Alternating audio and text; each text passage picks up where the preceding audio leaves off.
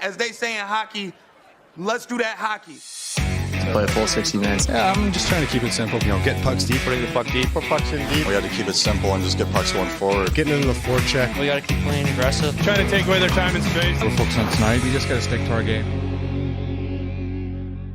Rosters are finalized and the Stanley Cup is closing in, but March 7th was one to remember for sure.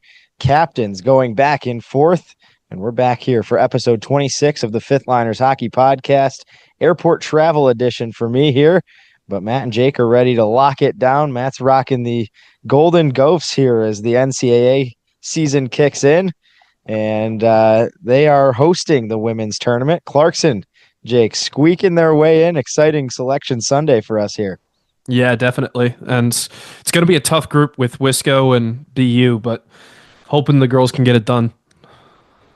Maddie, how are we feeling going into the college playoff? Next episode, by the way, we have a new host here. It's going to be the Matt Leonardo show, unfortunately, for all of our followers here, but it's going to be College Hockey Central for that one.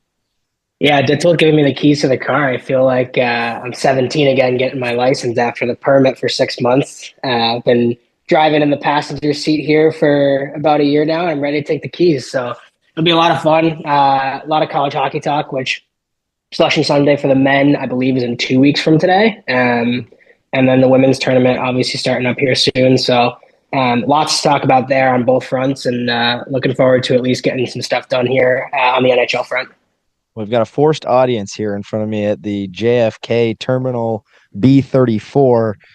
But if it sounds like I'm whispering, trying not to impose our will across JFK, Matt will probably get me screaming by the end of this, knowing a couple of his takes that are upcoming here. But guys, March 7th and between March 1st and 7th, a total of 39 trades, 23 of them coming on the deadline day, and probably all of the biggest. There were a few big-time shockers. So let's start. We're going to go through our biggest winners, biggest losers, biggest surprises throughout the upcoming episode. And let's start with the biggest winners. For me, it's the Florida Panthers. And I am ready to put my money down on the Panthers being the Stanley Cup champions. Matthew Tkachuk on LTIR. You know it's a Vegas-style situation. He's going to be back game one, maybe a little bit later in round one. But they had another LTIR as one of the last trades of the season here. We'll get to that down the line. First, it was early in the week. Seth Jones traded for Spencer Knight. I absolutely love that deal. They later on add Capo Caco to kind of fill that backup spot, but obviously Bobrovsky is the man there. Spencer Knight hasn't really slotted in. He gets a chance to go to Chicago and maybe develop a little bit. Bright future certainly for him, but in the win now mode of the Florida Panthers, get him gone, and they pick up Jones, who can kind of replace that Brandon Montour spot missing on power play one, has term with retention left in Chicago as well.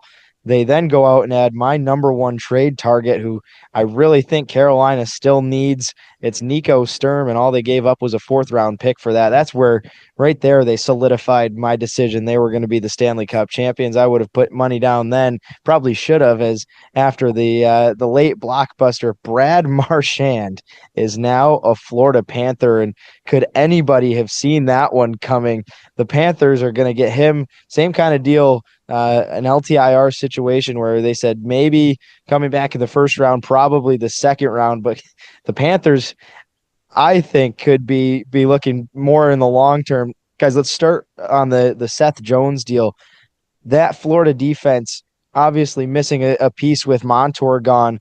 This could just about fill that spot, maybe if not better, on the loss of Montour looking forward for the defensive core of the Panthers. Yeah, Casey, I feel like this is a good opportunity for Seth Jones to not be the number one guy. I think in Chicago, it was kind of a lot of weight on his shoulders. And even when he was in Columbus and he was playing as a star, he still had Werenski on his left side. But I feel like at this age and what Seth Jones can bring to a team, like you mentioned, it's a quarterback on a power play. And I think whether it's Gus Forsling or Nico Mikkola that played on his left side, I think that's a great opportunity for him as opposed to what I think was Alex Vlasic over in Chicago. Just different style of defenseman between Mikkola and Forsling and what you're getting over there with Vlasic. But I think for Jones, it's an unbelievable opportunity. But let's talk about Spencer Knight. First game in Chicago, 40 saves, an unbelievable story. You know, huge prospect coming in, had some mental health issues, came back to the Prairie program, was back again in Florida, and to see him potentially get an opportunity to be a number one in Chicago, like everyone's rooting for him. So I think, staying away from the Panthers for a second there, I think Knight kind of makes out the best in this trade. As getting a fresh slate, getting to a new city and a promising franchise, right? You have Connor Bedard, so it's going to be a pretty promising future with a goaltender prospect like Spencer Knight and a future number one franchise centerman in Connor Bedard. But, for Florida, I think this is a great opportunity to shelter some minutes on the rest of your decor and kind of ease the workload of guys like Aaron Ekblad and Gus Forsling, who for this entire season have really had to, put a lot of weight on their shoulders as their number one D pair. So I think it's a really good fit, and being able to get it at a $7 million cap hit instead of what I think was a 9.5 is also a huge value for Florida. Yeah, and flipping over to the forward side of that with Brad Marchand and Nico Sturm, I mean, those are two forwards that can really push the needle when it comes playoff time. And I mean, Nico, we know from Clarkson, he's a really good 200-foot player and really good on the face-off dot. And I think taking a little bit of the pressure off of Barkov and Bennett on those top six lines to be the face-off winners. Now you have a fourth-line guy who can go out on the PK, who can go out on 5-on-5 and win those faceoffs for you, and you don't have to really worry about it in there. And then with Brad Marchand, I mean, he's still a really, really good player. Again, was playing fourth line on a really stacked Canadian team and still did a lot for the eventual Four Nations face-off winners. So I think the additions here really make them a favorite to kind of lock down one of the top spots in the East. Apo Kako and Vitek Vanacek also come in. Vanacek gets his first win, a shutout over the Buffalo Sabres last night on Saturday as we record here. Also, Nico Sturm, his debut with the Florida Panthers, 11 and a half minutes time on ice, 2 minutes and 1 second on the penalty kill. He went 70% in the faceoff dot, 3 shots, a block, 3 hits, and 75% of chances forced at 5-on-5, which was a team high for the Panthers while he was on the ice. That's my game breaker. That's the kind of player that you need to add to win Stanley Cups. The guy that's going to be that fourth line presence. He has no problem being on the fourth line, playing those 30-second shifts, winning just about every draw he looks at. And Sturm is going to be a difference maker, I think. Guys, looking forward here, too. This is every Boston fan. Matt's rocking the Bruins hat. We'll get to their deadline upcoming. But the Bruins fans are confident that Marchand is going to be coming back. I would not be surprised, and it sounds like it was a bad split between the Bruins. Allegedly sat down with Sweeney and the ownership group, wanted $1 million more than they were worth offering. For me, it makes absolutely no sense why the Bruins would deal him one in the first place, because he wants to stay. You're sending the rest of the team off anyway. They didn't really get a valuable pick. It's a second rounder. Matt corrected me that it's a conditional first rounder when we were writing it down, depending on where he can play with the injury. But it's a guy he's the last remaining face of the Stanley Cup championship. He's your captain, and he wants to stay there. Nonetheless, they're not going to have a single salary cap problem the way that they dealt with this deadline. They send him away. How about the Panthers here? It's the spot he wanted to go. This could totally be a long-term fit for him to finish his career there.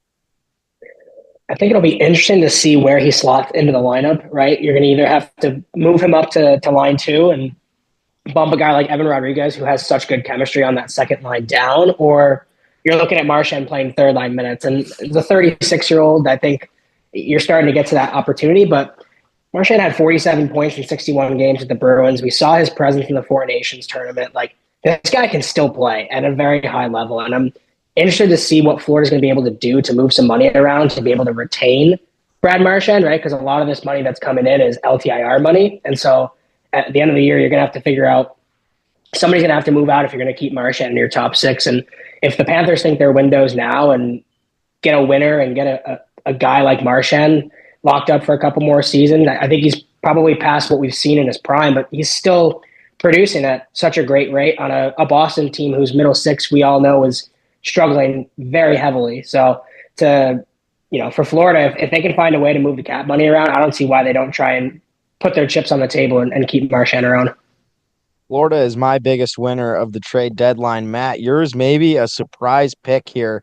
We'll get to your honorable mentions, which is just about the entire West Coast here. But the Boston Bruins, you think, had the number one trade deadline. That is bamboozling for a team that just gave away every asset possible. Yeah, and I think you had mentioned, right, Brad Marchand was that last guy of that era. And at some point, you got to turn the page, right? Like, I think once Krejci and Bergeron left a few years ago, there was a lot of question marks around that team and what, especially around the center depth that they had in terms of like, what is this team going to be moving forward? And then they go win 60 games and win the President's Trophy, get knocked out in the first round. They tried to make a run at it again last year. They get knocked out by Florida again in the second round. They go into this season, still high expectations. You fire your coach after 2 months of the season. Joe Sacco has gotten those guys in a middling spot. But like a lot of the other middling teams here, like, do we really think Boston's poised for a deep run? Like, their middle six can't score. They've got McAvoy on IR. They got Marchand who got hurt, right? Like, I think their window just kind of closed. And I think in a seller's market where players were going for such high value, for Don Sweeney to go in there and get all the value he can out of some of the assets. And maybe, yes, I agree. I think you could probably get more for Marchand. We don't know how long his injury is. We don't know kind of the extent of what that is and how much he's going to be able to play. And it sounds like they weren't able to agree to a deal. So to get something for him is great.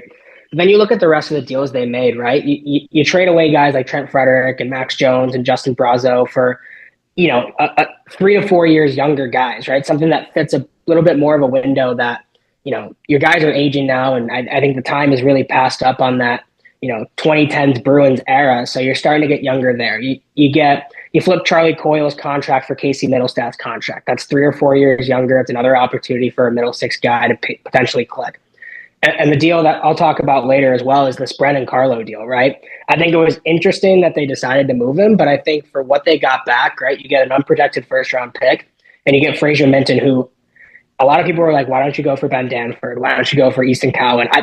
For me, and what the Bruins are and what the Bruins need and what they've needed since they've lost Krejci and Bergeron, getting a big-bodied centerman who can play both sides is an unbelievable package back for Carlo, who, yes, he's a great shutdown defenseman, but 9 points in 61 games really isn't going to cut it. And I think, I just am not sure if his timeline was going to fit what the Bruins had in mind right now. This could be a quick retool based on what they got with, guys like Middlestat and I'm going to butcher it, but Kuznetsov from Minnesota. They're 3 or 4 years younger, right? So like they're still NHL guys, right? And you've got guys like Fabian Lysell and Georgi Merkulov who have been waiting to get opportunities. Now's their time to try and get that. So I think for me, in a seller's market, eating your pride and realizing you might have effed up in the offseason with some of the deals that you gave out and getting as much value as you can in such a seller's market was pretty impressive for the Bruins. So for me, I think if they had not, Zadorov giving up an absolute pizza to Seth Jarvis might have switched their decision there if they go and win that one in overtime. But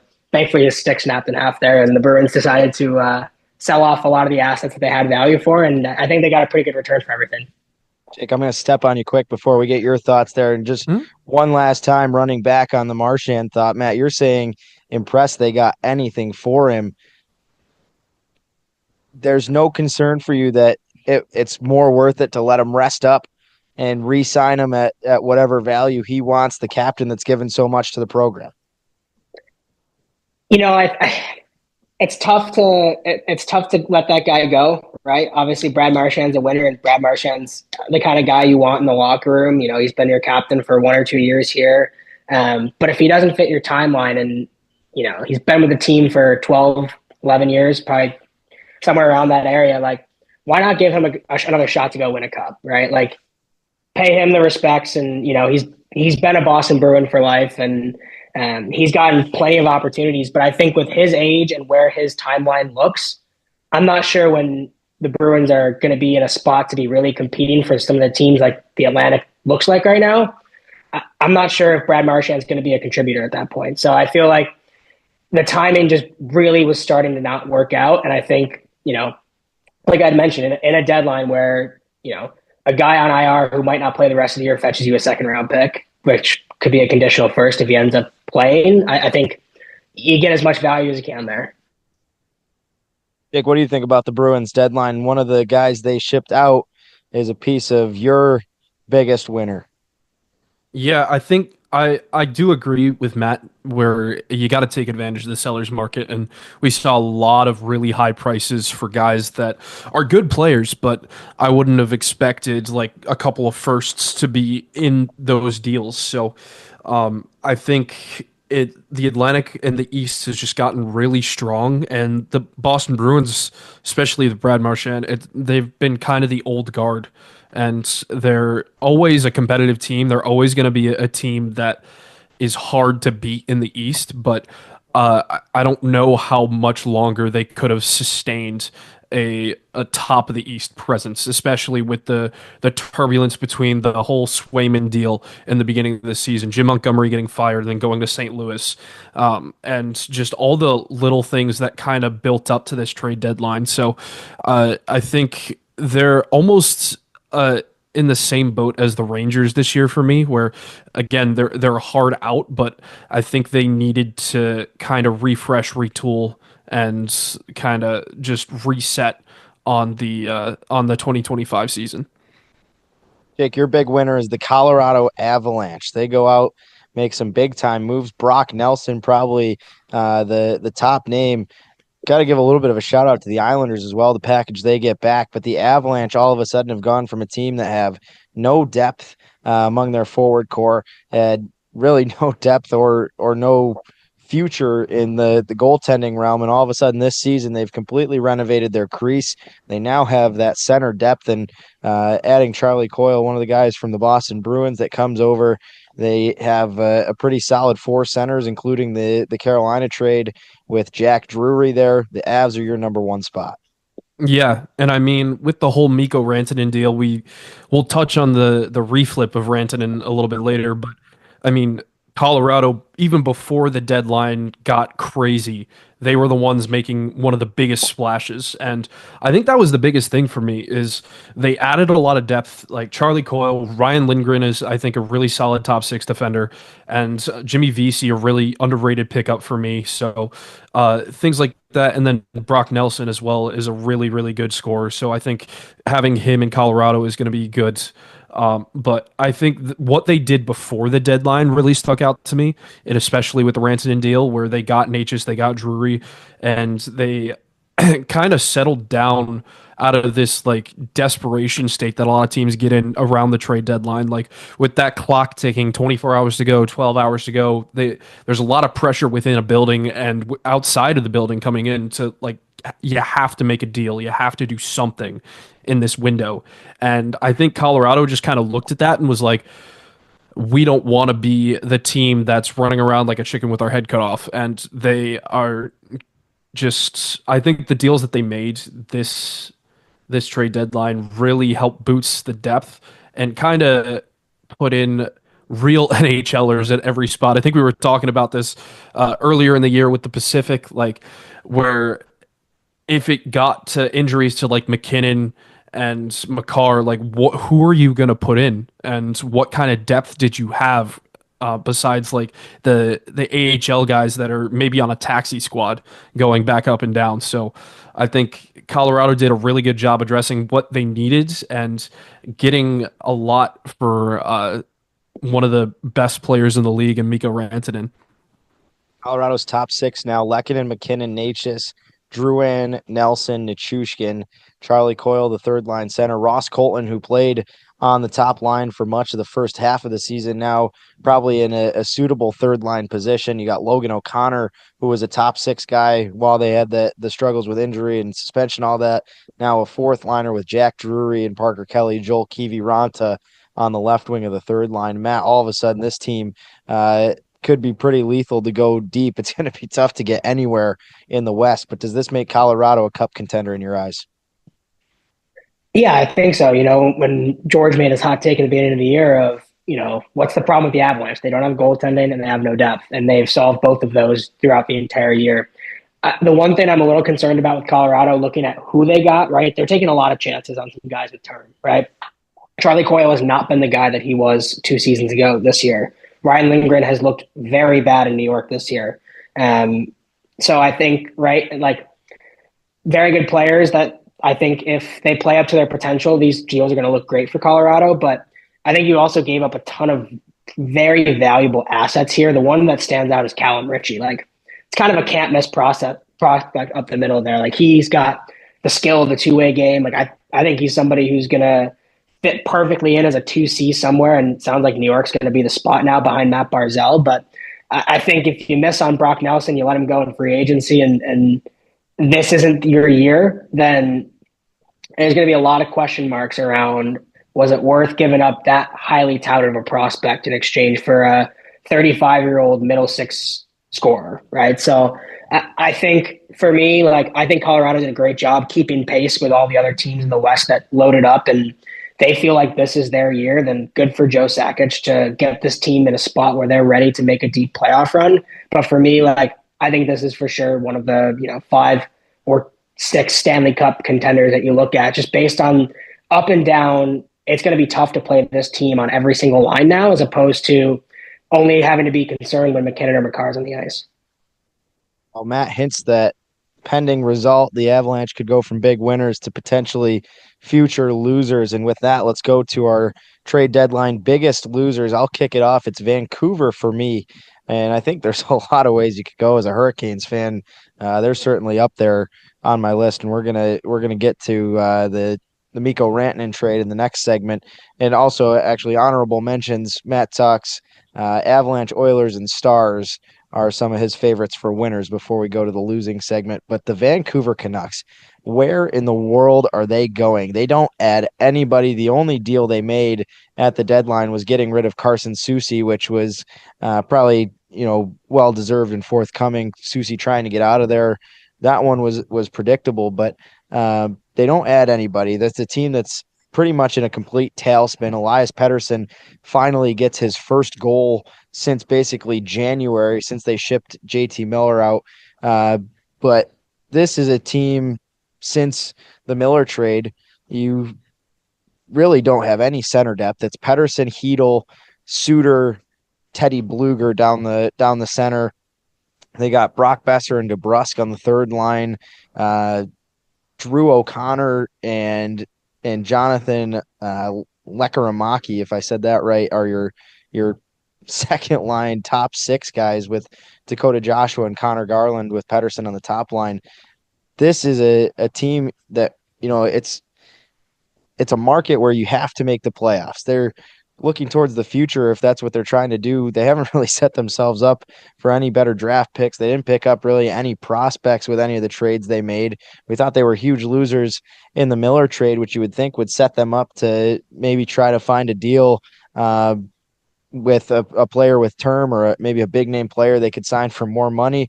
Well, that doesn't happen at all. And all of a sudden the Canucks are on the outside looking into Matt's favorite team, the Calgary Flames, who are still hanging in that wild card. But Matt, all of a sudden it looks like it might be easier and easier for the Flames to get in, because the teams right behind them, the Blues, the Blues, the Hockey Club, and the Canucks, they haven't done anything to get any better here. And on the point of the Canucks, do either of you see any chance at a playoff potential for the Canucks going forward this year? I think somebody's going to have to get in, right? There's 8 teams that make it, and 7 are pretty clear in the West right now. So I feel like somebody's got to just step up. And you're still not willing to admit that the Flames are there. I don't think so. What did they do at the deadline? They got Frost and Farabee, who are, I think that's a big. Jake likes that one, and Jake will talk to it after Matt gives his terrible takes here. But I think that was a big move by Conroy. I love the players, right? But at the same time, right? Like, you look at either of these teams, right? You look at Calgary, you look at Vancouver, you look at St. Louis and Utah. Are they competing with Dallas? Are they competing with Edmonton? Like, not even a prayer, right? Like, you might get lucky in a round, but I think to win 16 games in the playoffs, you need to have a team that's locked and loaded and ready to go.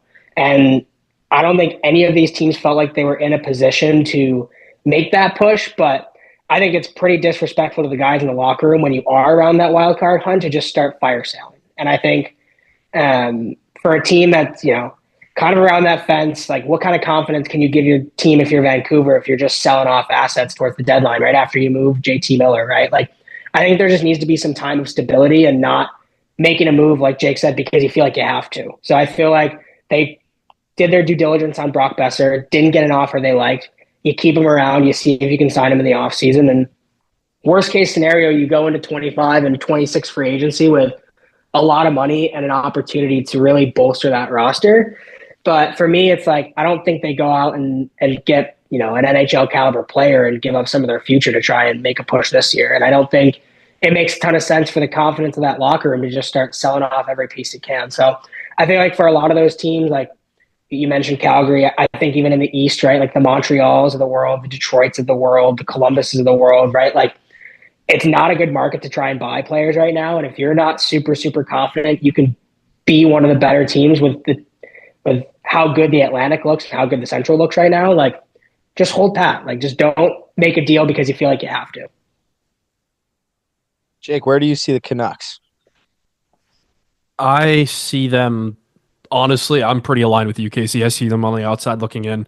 And I think it's just, I don't think they had to really do anything this deadline, but the fact that they didn't kind of raises a little bit of a question mark to me, just because you gave up JT Miller, one of your top guys on this team, and I don't really see any value that you brought back that is going to help you now. So JT Miller is a guy that's a guy that you're going to look for the present. He's not a guy for the future.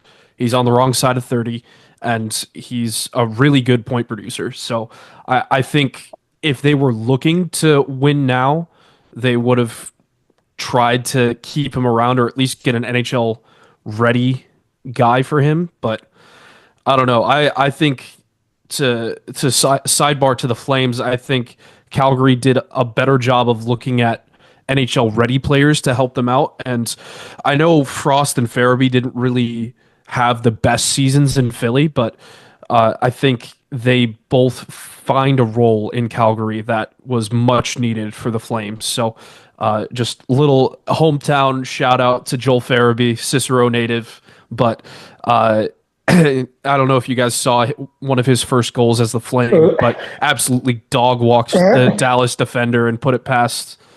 But absolutely love Joel and what his game is. But I think in the West, I think what Maddie said is true. Like somebody's got to get in, and it's for me, it's either going to be Vancouver or Calgary. I think Utah has an outside shot to get in, but I don't see them really catching fire unless Clayton Keller does Clayton Keller things and just wills his team to the playoffs. So it's going to be an interesting run down the stretch at the very least.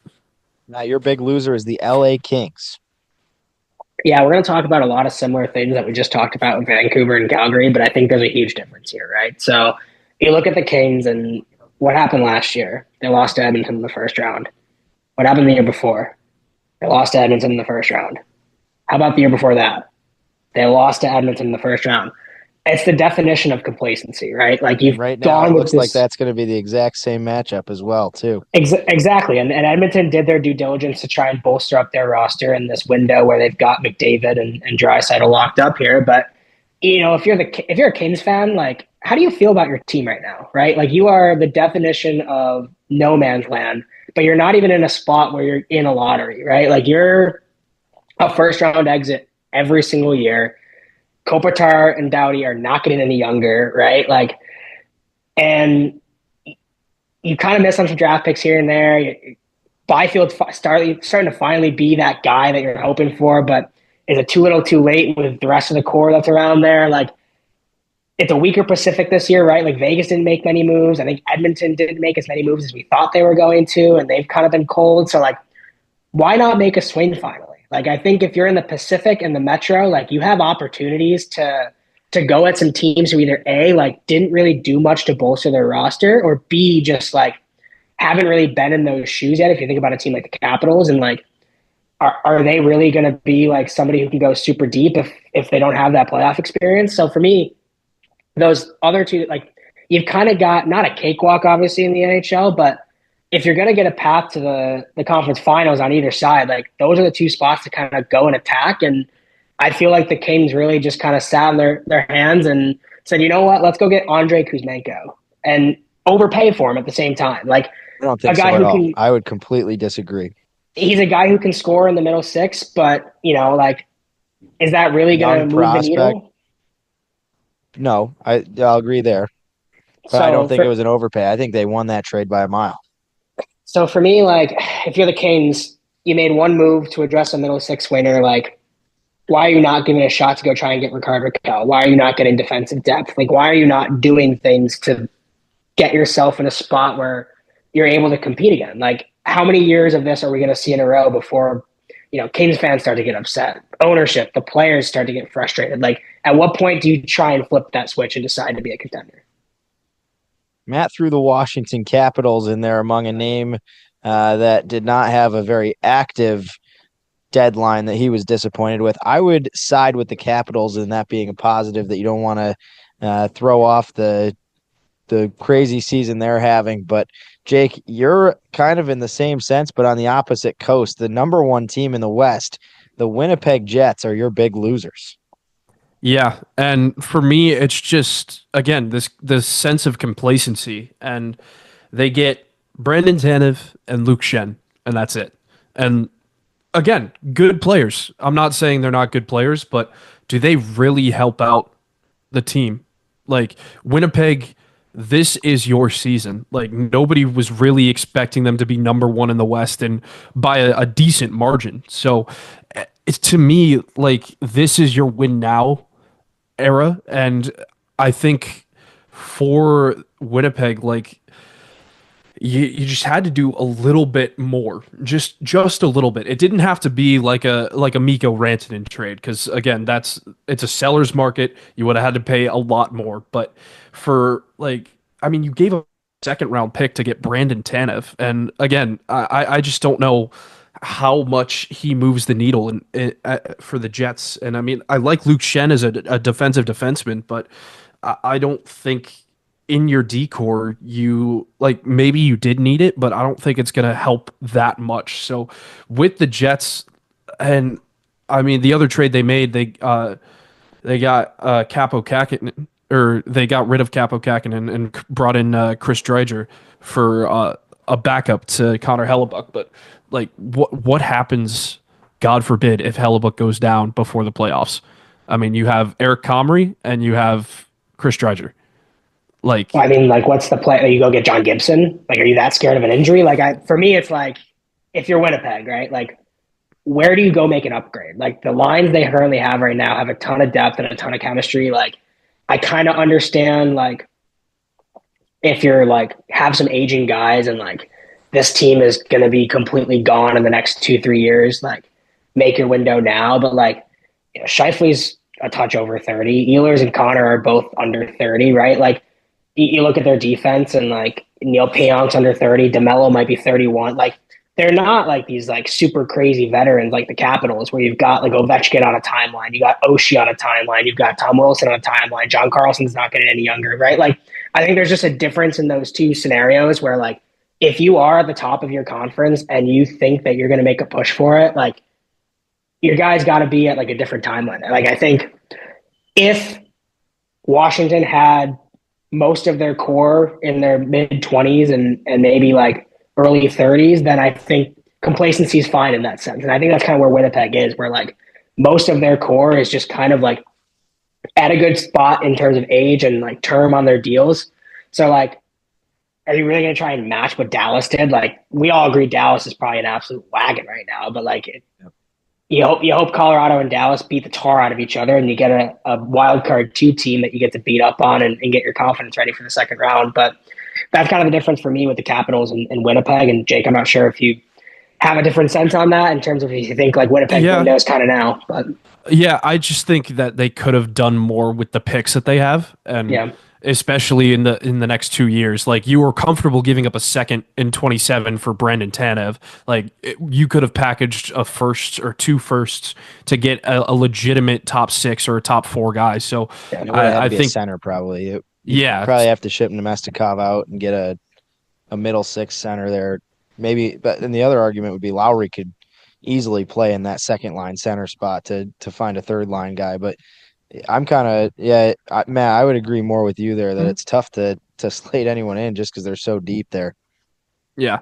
And it makes sense. Like I get it. It was tough for me to pick a little bit of a loser, but I think just in my opinion, I wanted them to do more just because I want Winnipeg to finally break a curse for playoffs, and I want them to have the depth to go far in the Right, Stanley Cup playoffs. and on that note, look at what they've done in the past years. And look where it's got them. It's the exact same situation as the LA Kings, pretty much. They were the number one team going into the deadline last year, didn't do anything, and they got blitzed by the Avs. And right now they're sitting in a spot where they're looking at hopefully the Calgary Flames, which would be a more advanceable one. But if the Flames pick up a couple points, all of a sudden it could be the LA Kings. Maybe it's the Minnesota Wild if they drop down, and neither of those are necessarily easy outs. I don't think there's going to be a single easy out in the West. Yeah. Yeah, I think part of it is the concern in Winnipeg of if you get a rental, the odds of keeping him in Winnipeg are 100% lower than if you get a rental in Florida or Dallas.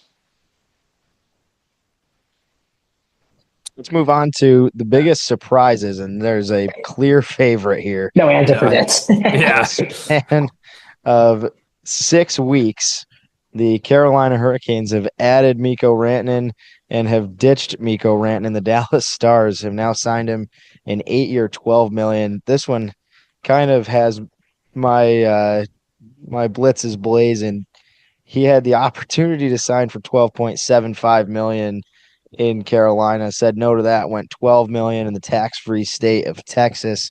He will be a Dallas Star. All of a sudden, in the last 6 weeks, the Carolina Hurricanes have added Taylor Hall and added Logan Stankoven. They've briefly added Mikko Rantanen, sent him packing, lost Marty Necas, lost Jack Drury, and it's hard to say that the Hurricanes are in any better situation than they were. But how savage of a move is it? They pick him up from Colorado, and it seems like a little bit of bad blood that Colorado maybe played it off that he was very willing to sign there when it sounds like there was absolutely no chance he wanted to stay in Carolina after the surprise. He thought he was going to be staying in Colorado. Well, right back at you, Colorado. We're going to ship him to your rival right down the street. Now he's a Dallas Star for the next 8 years. What a first round matchup that would be. Yeah. Seeing Mikko Rantanen play against Colorado in the first round and be an absolute bloodbath. I mean, I think if you're Carolina, not a great situation to be in, obviously, but you do the most that you can with it, right? Like, I think the haul they got back was a lot better than I thought, given the lack of leverage that they had in the situation. Like, you watched Gensel walk out the door last year. Like, do you really want to do that again? Instead, they go and get a centerman who I think fits that Carolina scheme really well in Logan Stankoven. Like, I get a lot of Seth Jarvis vibes from him, so I think putting him up the middle is going to be really good for that team, and a team that, like we talk about gets all the time, like not a lot of center depth. And then you add a ton of ammo for potentially next year's trade deadline. I think if you're in that locker room this year, you're a little disappointed that you're not making more of a push this year. But again, we talk about how loaded Tampa got, how loaded Toronto got, how loaded Florida got. Like, and again, in that metro, if you can get past Washington, you're pretty much there. Like, New Jersey without Jack Hughes is kind of a dumpster fire. And then whatever wild card's going to end up sneaking in on that side is going to be interesting to see. But for me, I think you got the most that you could out of it, and maybe they wanted to use some of those picks this year but couldn't get the trade in time, so they're kind of stuck with the roster they have now. But I think it lights a fire under some of those guys to say, all right, like, people don't believe in us now. Like, we can absolutely do this with the core that we have. The assets is certainly a benefit there. The full list of what they had, it was Necas, Drury, a second rounder in 25, third rounder in 25, fourth rounder in 26. And that was 6 weeks ago before adding Rantanen. They now have Taylor Hall, Logan Stankoven, 2 first round picks in 26 and 7, 2 third rounders in 26 and 27. Thinking forward too, as well, to free agency. And, you know, as a Hurricanes fan, it's probably that you hope they can get past the first round. I think the New York Rangers are going to slot into that number 3 seed. We'll talk about projections looking forward with the injury to Jack Hughes and the Devils lineup being decimated.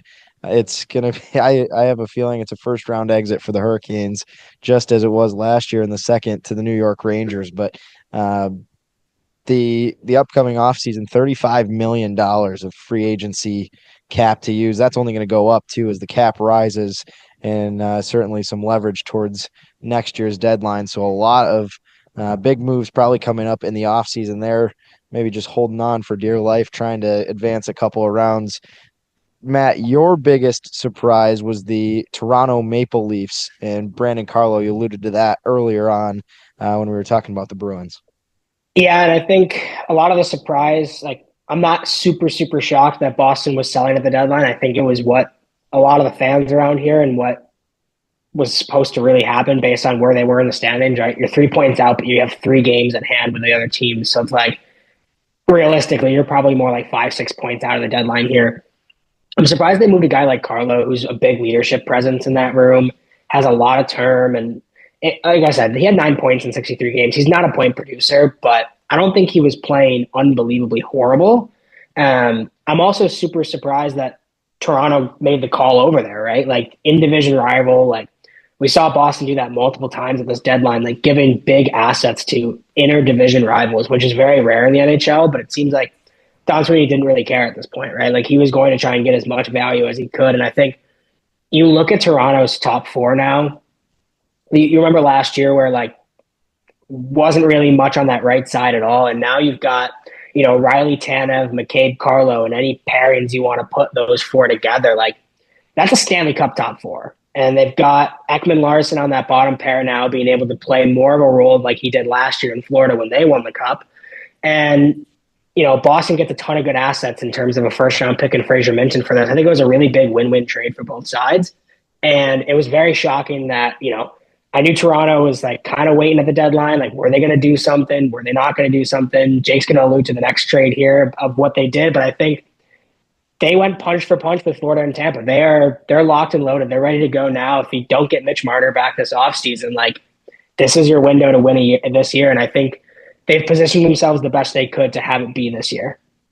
All year it's been the West Coast Western Conference that's been the powerhouse. No matter where you're looking through, all of a sudden the Atlantic Division is a pretty scary sight to think. And the Ottawa Senators are coming right from the back behind the Panthers, Leafs, and Lightning, who are all stacked up. The Metro is probably just a nightmare. That's maybe the spot you want to be in as a weak Hurricanes team or a rising Rangers team. I would put the Rangers as one of the scariest teams going forward for the next couple of months. I think if they squeak in, Shesterkin gets hot, and how poor the Metro is, excluding the Capitals, but that's a Capitals team that, as we've said, not much playoff experience. I am predicting a first round out for them.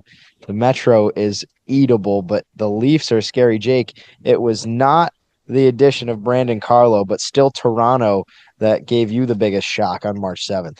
Yeah, seeing Scott Laughton's name going to Toronto was just it was shocking, but it was just more interesting to me just because where Philly is in their rebuild stage. And there's obviously, like we said before, they got rid of Farabee and Frost, to mid-20s guys, 20, 23, 25, and they just didn't fit with what Philly was looking for. And kind of, I think their plan now is just surround Matvei Michkov with enough people that fit that kind of play style for Torts. So seeing Scott Laughton's name going to Toronto was a little bit weird for me, just because he's such a big leadership guy in Philly, and he's been around for so much pain for Philly fans. And I think him going to Toronto, like his hometown team, is a really cool story. I was just interested that they did it now. He's got 2 years left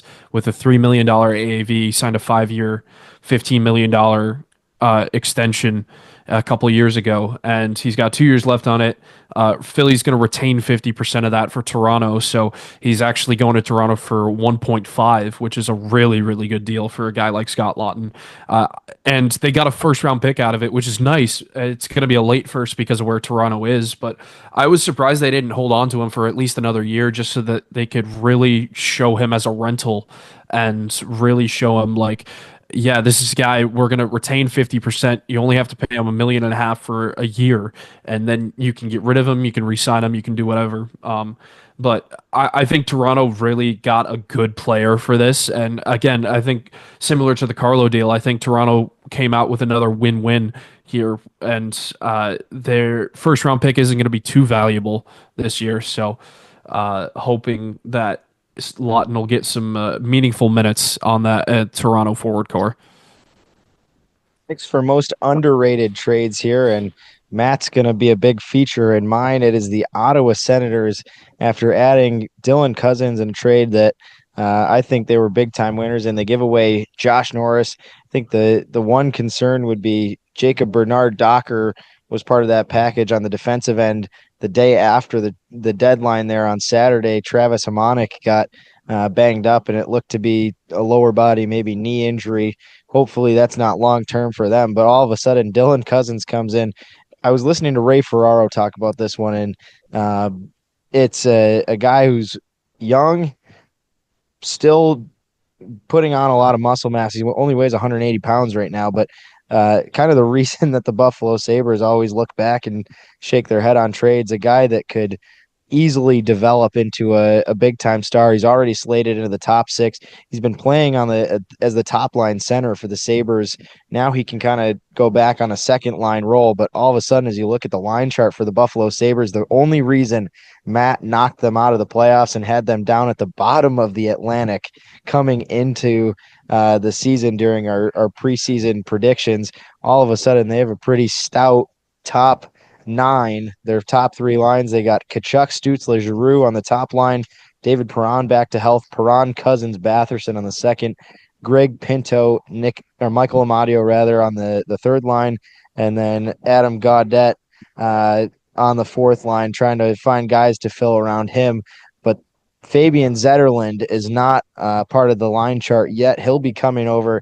That was my most underrated trade. And Matt, as a Sharks fan, you got to be able to understand the value he's going to throw. That probably slots a guy like Amadio, who's playing on the third, maybe Ridley Gregg, down to more of a fourth line role. And again, more firepower to those top 3 lines of the Ottawa Senators. All of a sudden, they have some running ground. Brady Tkachuk had his name being chanted, and the Sens fans are fired up. Yeah, I think speaking on Zetterlund here really quick before we get into how much we love the Ottawa Senators on this podcast, I think it's a really interesting move. I was surprised San Jose was going to trade him off as an upcoming RFA, so he's got some team control if you're Ottawa. And like you mentioned, I think it's a perfect middle 6 fit for a guy like Zetterlund, who very underratedly is just an absolute horse. He's like 5'11", 220. He's built like an absolute truck. And he plays a really good two-way game. And the thing he does really well is, like, similar to Matthew Nyes in Toronto, like, he wins a lot of puck battles. He gives opportunities in the offensive zone. And for a team that has a ton of guys like that are like probably score first in their right mindset, right? Like Brady Tkachuk, somebody who throws a lot of shots on the net. David Perron's always been a shooter in his career. Timmy Stutz is a shooter. To have somebody on that team that's going to, try and get more opportunities for those shooters to get pucks on net is going to be really big. I'm interested to see where he ends up slotted into the lineup. But I think Zetterlund's a really good add. And again, it's not like you're getting a rental here, right? Like Ottawa's not really selling too much of their future by adding Fabian Zetterlund because they can get him back as an RFA this year. Cap's only going to go up. And I think if you play him in the second, third line role, he probably fetches a smaller cap hit than if he's still in San Jose on that top line producing. So for me, I think it was a really good ad for Ottawa, and I think it puts them in a spot where I'm going to be making the drive up for hopefully the Battle of Ontario when they play Toronto in the first round, but might have to start taking out a loan for that ticket coming up Game 3, Game 4 in Ottawa. But we'll definitely be getting the oil changed in the next month or so to get the car ready to be making the trip up. Fortunately, Sens tickets are of the cheapest in the market. Maybe the playoffs will boost that a little bit, but I don't think we'll be running more than $100 as long as the U.S. economy can hang on right now. But Canada's tanking just as fast. Where are the Buffalo Sabres going is my next question. As the Sens have kind of bolstered with the help of the Sabres, adding Cousins, they pick up Josh Norris and Bernard Docker, who are Norris a solid NHL capable, proven player, but very injury prone. Bernard Docker, a younger defensive prospect. He's been solid this year for the Senators, but nothing very groundbreaking out of Buffalo here, and they continue to just be a bottom feeder. And obviously there's a lot that's got to go into it, but where do the Sabres even possibly go to start looking up? Morale is beyond low.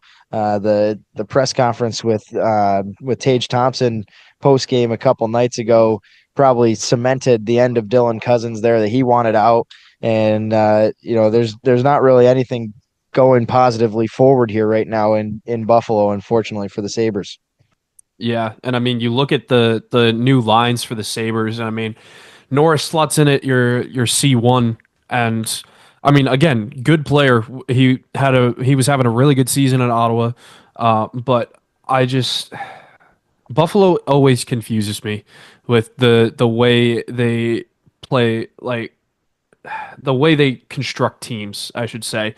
And I mean, they've got some really good young players. They got Tage Thompson, Josh Norris, Alex Tuck is getting to 30. Got Jack Quinn, JJ Peterka, and I mean some prospect there, and Zach Benson there on the third line as well, who's supposed to be a really, really good upcoming player. But I don't know, man. There's a lot of turmoil internally in the Sabres organization. And I mean, we've seen that for years now, where they just don't seem to have an identity.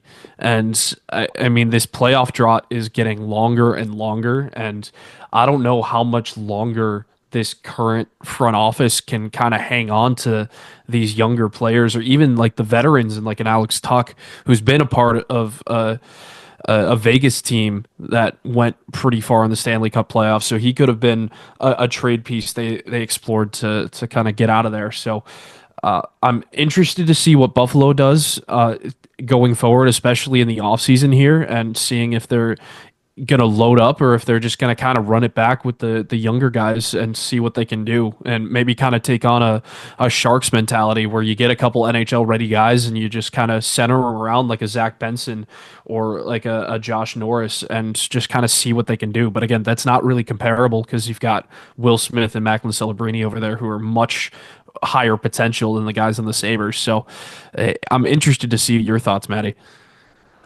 I think it's one of those things where you start to question the system in play and how the Sabres actually play hockey, right? Like, there's got to be a reason why teams like San Jose are able to better asset management. And, a couple of years ago when Detroit was doing a great job at flipping some of their veterans at the deadline, right? Like, it seems like every year the Sabres just throw something to the wall and it just never seems to stick. Like, there's got to just be some sort of culture turnover. Like, somebody's got to come in here who's just an absolute winner.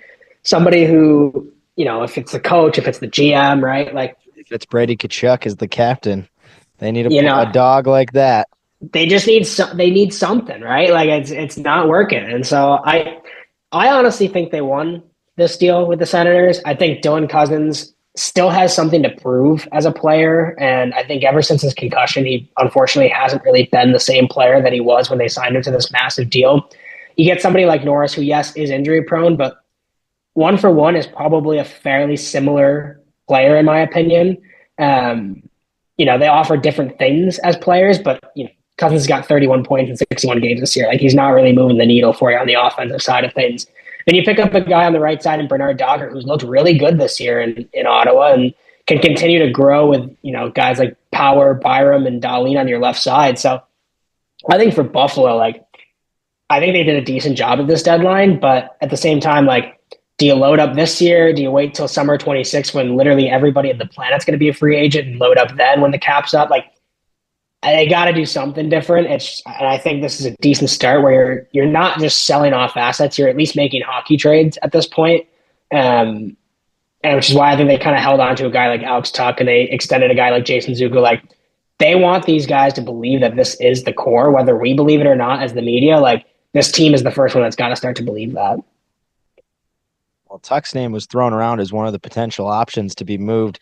How big of a miss has Owen Power's contract been at $8 million for 8 years? Hopefully he can develop into that, but that's that risk of the early signing that kind of Buffalo's really implemented as one of their tactics is getting those guys young, signing them to big 8-year deals. Not quite working, but yeah, names that were going around. Bowen Byram, Alex Tuck's name was thrown into a few. Even JJ Peterka could have been moved.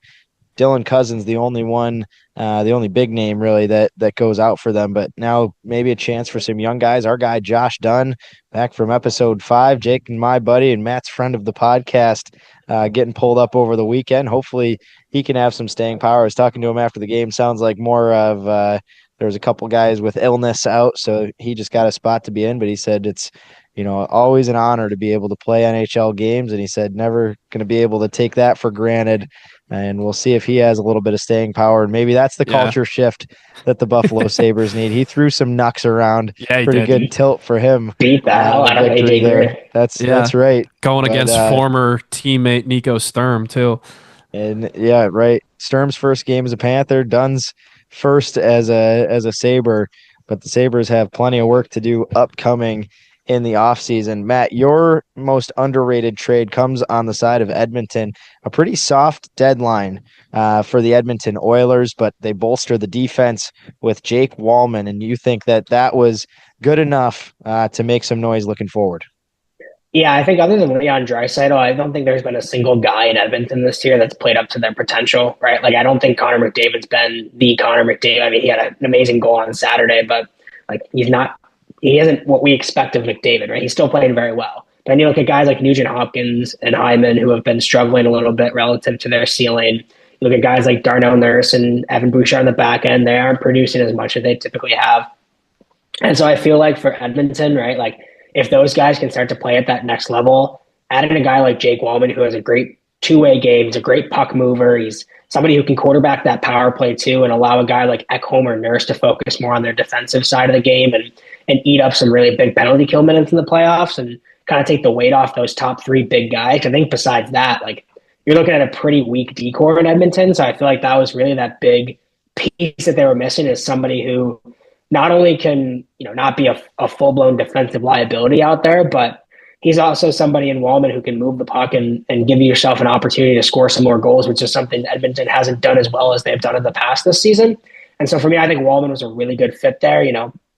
It's a guy we're 2 years removed from playing with Mo Seider and being one of the most shut down defensive pairs in hockey. So I think Wallman, kind of at his peak value here. San Jose got a second round pick to take on the salary and then flipped him for a first round pick. So once again, Mike Greer with some amazing asset management there. But I think for Edmonton, right, like they do that, they add Trent Frederick, like they're really starting to push for like, this is going to be a year that they're going to try and compete with a team like Dallas and like Colorado and like Winnipeg. I did want to mention my honorable mention here too, because I was really back and forth between the two. Tampa just sits on their own. They do their own thing down there. Everyone focuses on the Cats because of how fun Matthew Tkachuk is. They're tossing the Rats. And Vasilevsky's still a Vezina caliber goaltender. They've got a really solid top 4 D pair. And then they add Yanni Gourde back, who is such an integral piece in their Stanley Cup runs. And not to mention they take Cam Atkinson and just completely upgrade him and Oliver Bjorkstrand. So I think Tampa's a really scary team that a lot of people aren't going to be talking about because of how flashy some of the other teams, both in the East and West, made moves. But I think if Tampa can get hot and you've got Vasilevsky between the pipes, they've got the experience, they've got the depth. Like that is a team I do not want to play in the first round. Yeah, don't look now, but all of a sudden, man. There's just 1 point separating the Tampa Bay Lightning and the Toronto Maple Leafs for second place in the division. And they're also well within striking range of the number 1 Florida Panthers. But I don't see the Panthers slowing down after, in my opinion, they won the deadline here. Jake, it is not necessarily win now cup mode for the Detroit Red Wings, but certainly win now in terms of making the playoffs. Right now, they're on the outside looking in at 66 points, currently tied with the Montreal Canadiens and the backtracking Boston Bruins. But the Red Wings, are on your list of underrated trades, and they haven't done much. Again, another team with a pretty slow-moving deadline, but some changes inside the crease that you think maybe could make some noise looking forward. Yeah, so Detroit gets Peter Mrazek from Chicago, and talking about this a little bit before the show, but Mrazek is a very stable goaltender. He's not going to be a Vezina caliber goaltender, but he will do a job in between the pipes. And I think that's all Detroit needs. They've been going back and forth between goaltenders this year. They've had Ville Husso, who they traded over to Anaheim. They have Jack Campbell down in the A if they need someone with NHL experience. You got Cam Talbot, a really good veteran, and they've got Alex Lyons as well. So I think with Detroit's options in net, this just makes them a little bit stronger and a little bit more flexible. If a guy like Alex Lyons or Cam Talbot needs a day off, they've got options in the back end. And I think for what they gave up, they got a really good asset in return. They only had to give up Joe Veleno, who's a 25-year-old centerman, and he just hasn't really lived up to expectations in Detroit. He was a first-round pick. I think he was 30th overall in 2018, and you just wanted more out of him for where he is. And we always talk about hockey players kind of aging quickly in the game, where if you're not a full-out superstar by like 26, 27, you're gonna hit that potential ceiling really, really quick. So maybe Veleno gets a new start in Chicago behind Connor Bedard, and hopefully he can get something going. But I think for the value the Red Wings gave up, they got a really good asset back, and I think this is going to really help them in that wild card push. I am. There's ever so many things I could disagree with there. That's fine. And me personally, like I've always been pretty big on a lot of the guys that Detroit's drafted over the past 4 or 5 years, and some of them work, some of them have not. For me, like you're already paying Ville Husso $4.5 million. You're paying Cam Talbot $4 million. You're paying Jack Campbell $5 million to play in the A. Alex Lyons on an NHL contract. Like now you got Peter Mrazek for not only this year but next year at $4.5 million. Like you're putting $20 million into a pile of goaltenders who can't stop the puck. Like what the hell are you doing? Like I mean, at this point, you're just like we talk about Buffalo throwing stuff at the wall and hoping it sticks. They're throwing like bouncy balls at the wall and being like, oh yeah, these are gonna stick on there somehow. No, they're coming right back in their face. Are you kidding? Like for me, it's unbelievable what they're doing here. Like there's no shot you need 5 NHL-ish goaltenders as opposed to just getting somebody. If your goaltending was your problem, go get John Gibson. He's gonna stop pucks at least, right? Like you don't need another middling guy who's making way too much money and not able to stop a puck. Not to mention to give up a 25-year-old centerman who, yeah, he's not going to be a 1C or 2C in the NHL. But I think Joe Veleno, with his size and his ability to skate, could easily be a very good penalty killer for you for years to come. And he's not on a lot of money. He's not going to ever really fetch a ton of money either. So, like, why don't you fill him into a role like Darren Helm did back in the 2010s or Justin Abelcade or Luke Glendening, like some of these guys in Detroit who they've been able to develop as these bottom 6 forwards who provide so much value. Instead, you flip him, and what do you get back? You get a 38-year-old Craig Smith, maybe, who probably not 38, but he's definitely up there. It's 33. Is he really? Wow, good for Craig Smith. I feel like he's been around. Oh, no. Sorry, Mrazek's 33. Craig Smith's 40, I think. Okay, good. So you got a 40-year-old waiter who hasn't done anything in Chicago, and you get Peter Mrazek, who hasn't stopped the puck since 2015. So this is just a wonderful trade. He's better This is than just that. a wonderful trade for Detroit in my like. Yzerman, you got to be doing better with your assets than this. Like, don't give up on a guy this early. Like, come on. Matt Leonardo, not a fan of the Yzer plan. All right, boys, time to make some predictions here. Let's start in the East. It is the Panthers at 83 points, the Leafs with 79, Lightning with 78, leading the Atlantic. In the Metro, the Capitals at 90, the Hurricanes at 78, the Devils at 72. Wild card 1 is the Sens at 69. Wild card 2, the Blue Jackets with 68 and hot on their tails. 68 points for the Rangers, 66 for the Red Wings and Canadiens, 65 for the Islanders. Take your predictions on the seeding of the playoffs. Who wins each division in the East? You're really leaving the Bruins out of that? They got 66, yeah? Yeah, they do. They are at 66. That's not one of my picks. Jake, why don't you go first here? Let's see. Out of the East, I mean, I think for me, for division-wise, I think it's going to be – I think Florida is going to hold on to that top spot with the stuff they've done with the trade deadline. I think it's a good shout to keep Toronto and Tampa Bay. I think I might take Tampa Bay over Toronto, just based on the I don't know, just gut feeling. I feel like Tampa's got a little bit more in the tank, and Toronto made some really good moves to keep them in that race. But I think it's going to be Florida, Tampa Bay, Toronto, and then Metro, Washington, and Carolina. I think that probably won't change, but I think New Jersey's going to drop out hard after Jack Hughes is gone. So I'm going to take Columbus to take that third spot in the Metro, and then wild card wise, I'm going to take Ottawa and probably New York, to be honest. So, and I'll probably have them as 1 and 2. Alrighty, I've got a little bit of disagreements here. Nothing crazy, but I think a lot of the teams that you got in there make sense. I think with the injuries to Matthew Tkachuk and not having Brad Marchand are going to hurt Florida down the stretch. And I think it's going to cost them the ability to not have to face either Tampa or Toronto in the first round. I think if I had to pick one, I think getting Stolarz back is really big for Toronto so that they can tandem between him and Joseph Woll, because Stolarz has been unbelievable this year. So give me Toronto as the number one. Give me Florida or Tampa 2-3. I'm between the fence on those. I think it's just too many points for Tampa to catch up on. Depends on when they get people back from injury, to be honest. Right. And so I'll go Florida 2 and Tampa 3 there in the Atlantic. In the Metro, I don't see Washington or Carolina moving from 1 and 2. I think New Jersey stays at 3. I think their roster is deeper than people think, and I think there's going to be guys who step up there, and you got a goalie in Jacob Markstrom who can at least keep you in that third spot. I think there's too many games and too many important games for the wildcard teams to have one of them jump. I think it's 5 or 7 points that New Jersey's up there in the third spot. So for me, I think New Jersey ends up staying at 3.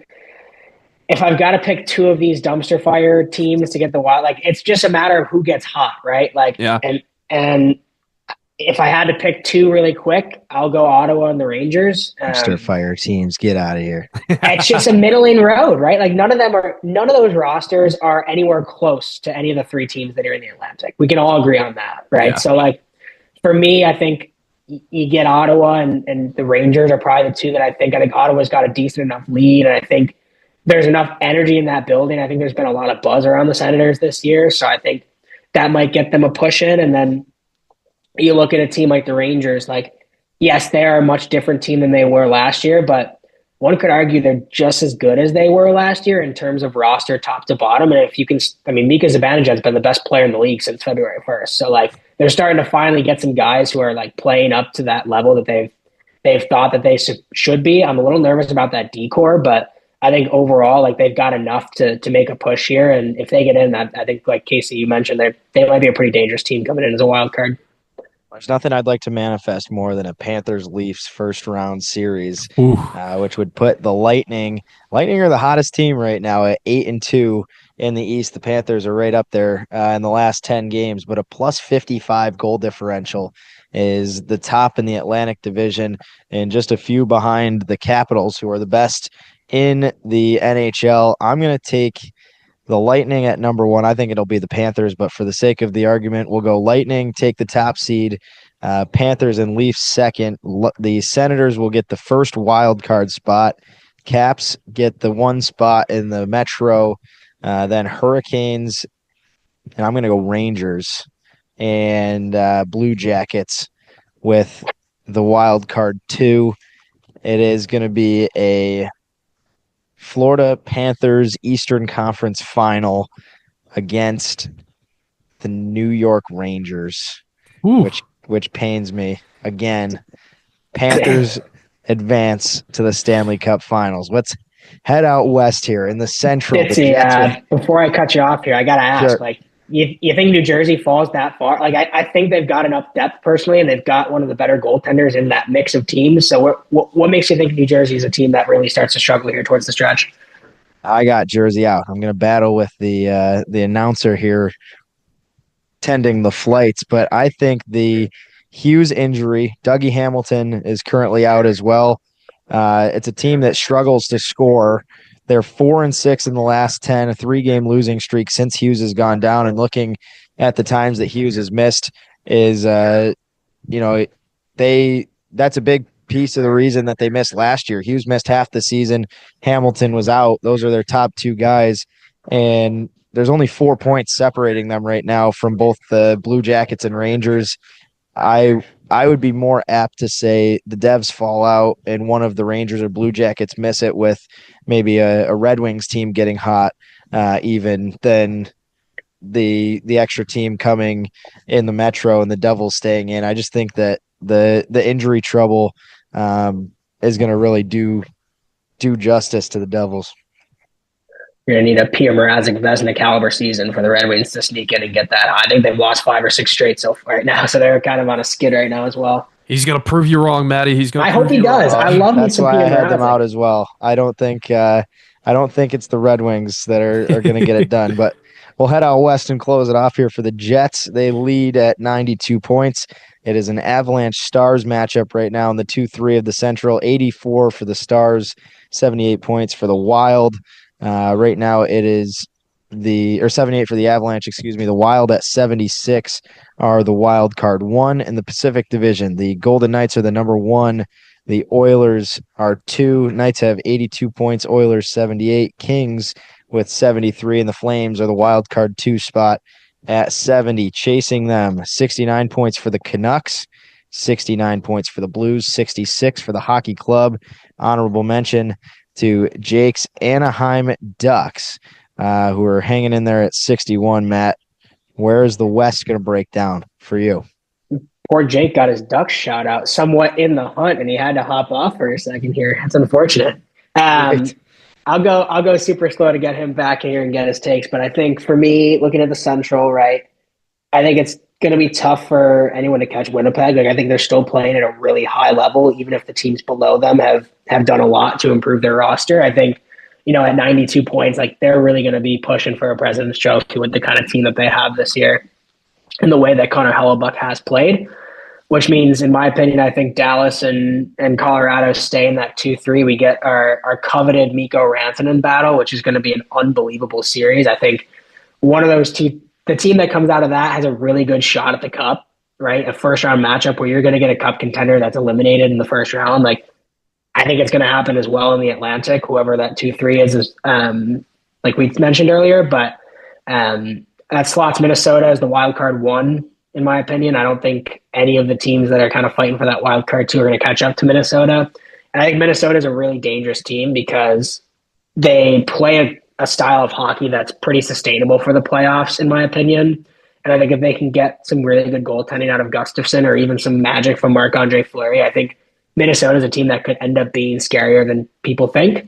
Looking at the West, I'm kind of on the fence between Vegas and Edmonton as the 1-2. I think Edmonton might get a little hot towards the end of the season here, and I think the injury to Shea Theodore is a lot bigger than people think for Vegas. For a team that didn't really do much at the deadline, I think Edmonton might pass them and get that 1 spot out in the Pacific Division, which would put Vegas in the 2 and the Canes at the 3 spot, in my opinion. Again, I don't think many teams are catching up. I think it's just going to be a dogfight for whoever gets that last spot in the that second wild card.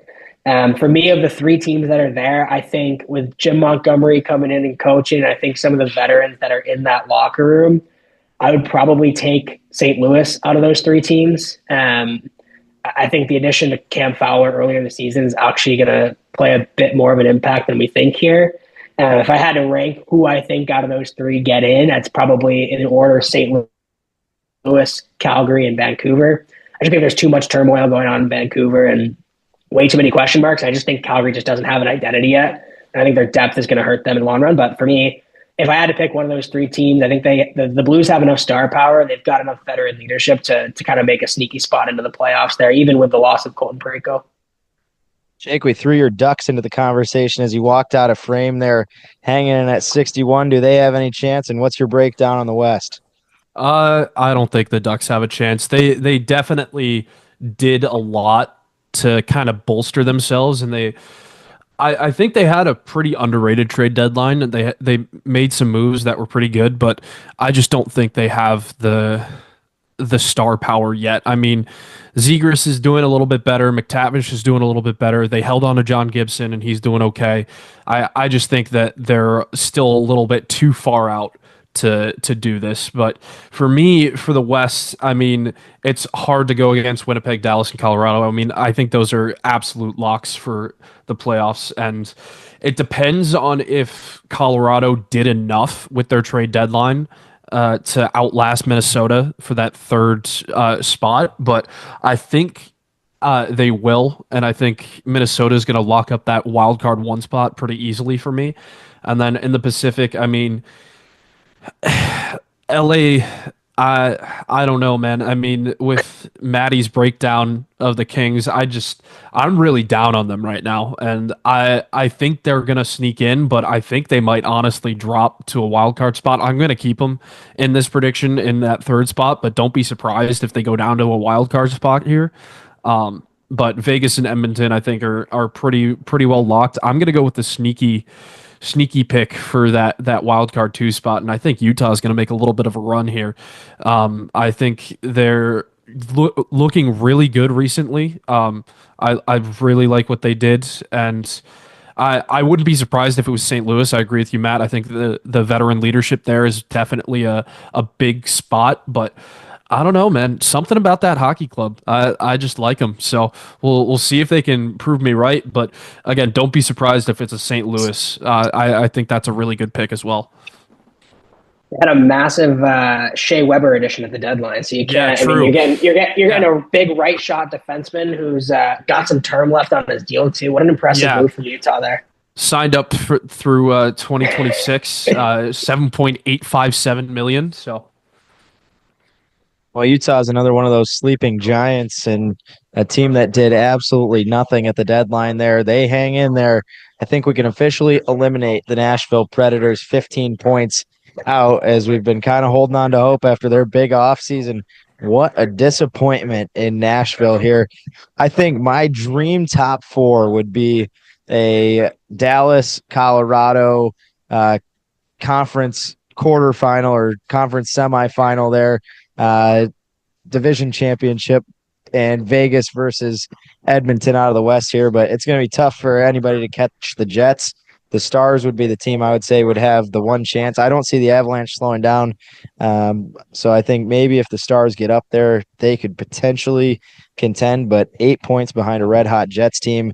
I think it's going to be Winnipeg number 1, Dallas number 2, Colorado number 3, and I think we'll see a pretty big split. I think the Wild are going to slow down, especially if Kaprizov can't stay healthy in that lineup. I also am going to be with you there, Jake. I think the Blues slide in as that second, or Matt, sorry, the Blues slide in as the second wild card, which would leave 3 teams out of the Pacific. I'm going to go Vegas, Edmonton, and LA. And my Stanley Cup or my conference final picks, I'm going to say Edmonton gets hot at the right time. It's going to be Edmonton versus Dallas in a rematch, but this time the Stars get it done, and the Stars will beat the Florida Panthers in 6 games in the Stanley Cup championship. Guys, who's your cup pick as we close it out and look forward here? Ooh, I think for me, this is a little bit of a I wish pick, but I'm hoping for Winnipeg. I think Winnipeg kind of deserves it, and what they've done so far, I'm really hoping it's not another first round exit. But that's going to be my pick. I think they did a lot. Hey, I don't know if I love or hate to say it. I think 1967 is over. I really think the team has put themselves in a spot where they've got so much flexibility on the forward group. They've got their best top 4 deep group that they've had since they've had this core of Matthews and Nylander and Marner. And Stolars is playing red hot in goal. You got Joseph Wool to back him up if he starts to slander a little bit.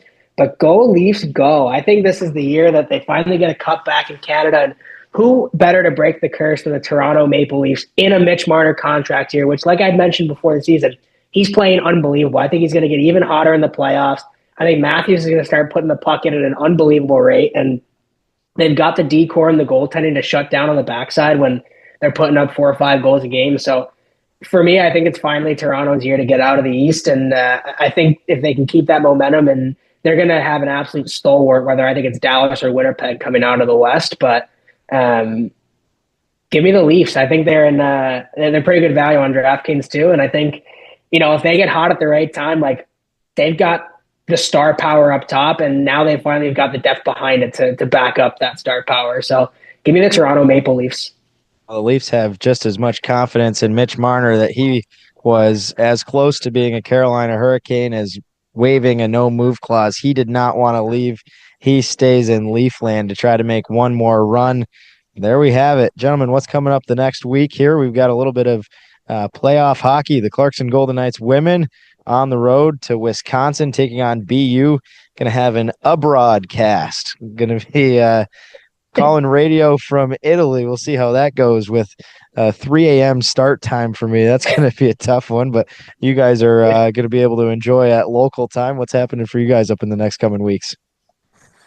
Definitely not Other as than excited for as you Matt did. hosting here. Yeah, I'm gonna be taking the podcast out for a little test drive. We'll see if I get even an hour's worth of content before Ditzy hears half of it and decides to not post it. But no, I'm looking forward to a pretty light week here in the Boston area. Getting excited for some playoff hockey, both at the college level, and we're a month away from NHL playoffs now. Once the deadline kind of moves, it comes quick, and games are starting to already feel like playoff games, especially in the East. So I think there's going to be a lot of fun hockey to watch in the month of March, and pair that with some March Madness coming up too. It's a great month to be a sports fan, especially a hockey and college basketball fan. So I think both are going to be filling up my calendar pretty quick here. Yeah, same for me. I think college hockey playoffs are definitely number one in my mind. And hey, March Madness, Cleveland's hosting a first round. They're a first round host site. So if you guys want to come out watch some college basketball, let me know. But they also host the MAC tournament too, which is going on I think this next weekend. So we'll see who comes out of the MAC. That's going to be an interesting one. Akron's a deep team this year. Look out for the Zips. They look really solid out of the MAC. I think they could win a game in the NCAA if they end up getting out of the MAC tournament. Let's go. That's going to be so that's going to be a fun one. It's all down at, now Rocket Arena, formerly Rocket Mortgage Fieldhouse, formerly Quicken Loans Arena. But yeah, that's going to be a big one. And then baseball's back for me. So spring training's in full swing, watching the Cleveland Guardians do some Guardians things and hoping that they have a fully healthy rotation coming into this spring. So we'll see. Well, shout out Professor Jeremy Sylvain, one of the most dominatable midterm exams I've ever taken. My midterm for sports analytics is to analytically pick a March Madness bracket that is going to win Matt Leonardo's marathon fundraising championship, and the kid's going to get some dough out of that. Matty, little self-promotion here, buddy. The marathon's coming up, but you got some big things in swing. Tell the people to check out what you got going on the fundraising side on your Instagram. Yep, at Matt03 for those who want a very casual Instagram follow. I strictly am posting pretty much marathon stuff now, but going to be doing a March Madness pool. So for those that are interested in the big tournament coming up here, $25 gets you 2 entries, and it's all going towards a great cause. So if you want to watch the tournament and potentially win some money on it and don't want to throw it on a Cinderella team to win the whole thing, maybe get yourself better odds if you're playing against Ditzy. So definitely consider really appreciate anybody considering donations. And yeah, I'm excited for a great tournament here. I'm rooting for the Vols. Parents have been season ticket holders. It's their first year now. So they were at the Alabama buzzer beater, pure onions in the stands there. So it was we're rooting big for the Vols. I think Zakai Ziegler and Chaz Lanier are going to be a solid 1-2 punch for the Vols. I'm getting waved over. It's time to hop on the bird and cross the pond right now. But gentlemen, we've survived Airport Cast. Hopefully the podcast is still allowed to stream after Matt hosts next week. We will see. College hockey talk upcoming, but this is episode 26. Episode 27 comes up with Matt Leonardo behind the reins. And gents, always fun here. The trade deadline is behind us. The cup is coming. Hopefully it is the Carolina Hurricanes raising it, but I have minimal faith after Mikko Rantanen has come and gone. Make sure to check out all of our social medias as well as subscribe on YouTube and Spotify and on TikTok and Instagram at Fifth Liners Pod, on Twitter at Fifth Line Pod. That's the number 5. Episode 26 for Jake Swanson and Matt Leonardo. I'm Casey Ditzel. Until next time, have a good one, everybody.